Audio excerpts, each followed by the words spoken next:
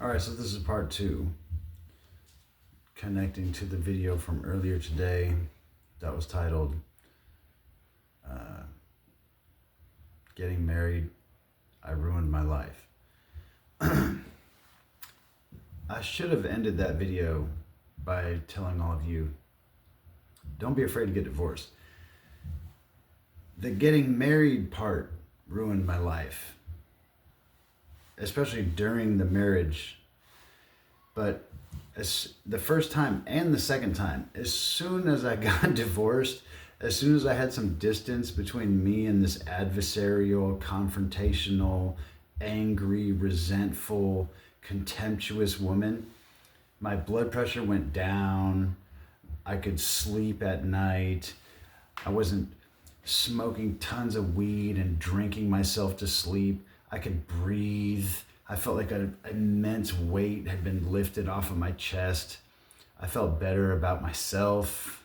I felt better for her. You know, if you're so unhappy being with me, and go ahead, go do you, boo. I just want you to be good. You know. So I was instantly happier for my ex number one when she left me. I was happy for her. Go have a good time, get some rest, please, because I know I will. And the same with ex number two. As soon as she got on a plane and went back to where she's from, I got some sleep at night that I hadn't had in 2 years. You know, my blood pressure went from like sky high heart attack level to like normal, to somebody that spent 35 years in the gym and has had a extensive experience doing competitive athletic events their entire life. So yeah, like, and eats healthy and exercises all the time. So don't be misled by the video title, you know, Getting Married, I Ruined My Life. There's life after marriage, and it's not like terminal. Getting married and having a fucked up situation on your hands, it's not terminal. Don't let any of that type of shit actually wear you down to the point where you're like ready to tap out on life. That's so lame. That's weak. And that's not the point that I was trying to make. And for people that know me and have been around me, they would get it where I'm going with that from the very beginning. But since everyone out there in internet land, you're not actually like friends of mine or acquaintances of mine, I've felt the desire to come back on here and make a part two and just clarify that, where it can be, you know, it can be noted here very clearly that I ruined my life for a very short period of time while I was married to these two women. The first one was about 2 years. The second one was about 2 years. As soon as those relationships were terminated, I was able to move forward and be infinitely successful and have options and have freedom and have love for people and feel good about myself and have strong relationships with my friends and my family, and everything goes back to normal, and you kind of dust it off and you know, keep going. And money is easy come, easy go. Okay? There's nothing easier in the world than chasing money and making money and saving money and all that. If you really actually focus on that and you don't kid yourself and lie to yourself, if you're going to say you want to make money, if you actually do the behaviors required to make money and then keep it, then you'll be fine. Because the acquisition of money is downstream from the behaviors. And the behaviors are downstream from your decisions and your discipline.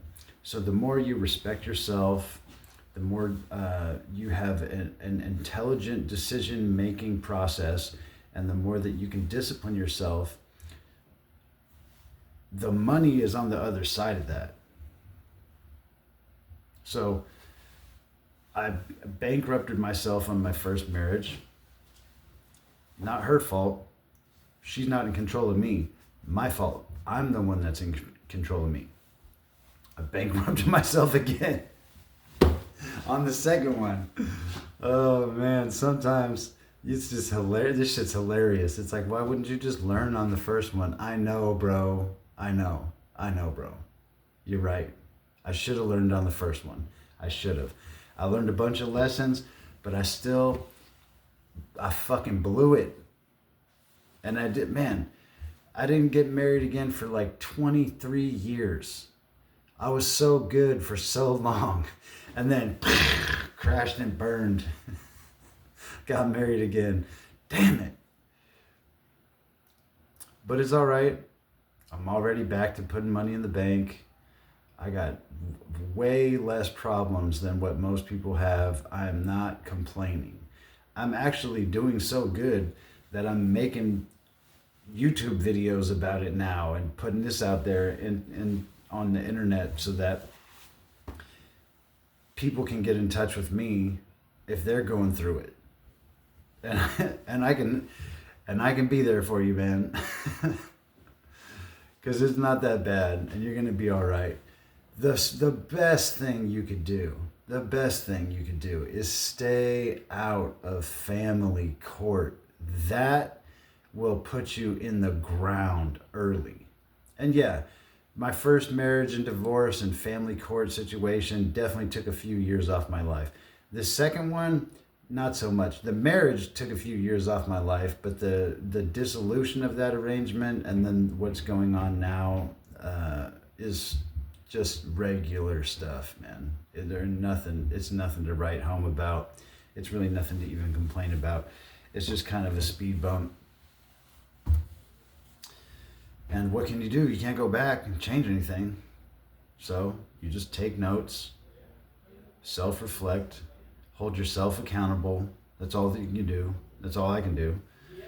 So going forward, I promise everybody that watches these videos that I will not do that a third time. Oh, shoot. Anyway, I hope all y'all are having a great day. Like these videos, subscribe to the channel. Don't be afraid of getting divorced. Do what you got to do to stay out of family court, because that's the Grim Reaper smiling at you right in your face. Just avoid that if you can. But the whole divorce thing, it ain't that big of a deal, man. You'll be much better off on the other side of it. And yeah, don't let any of that stuff push too many of your buttons all at one time. And don't drink yourself to sleep. That's not a good move either. All right. Much love, everybody. All we do is win. Stay up.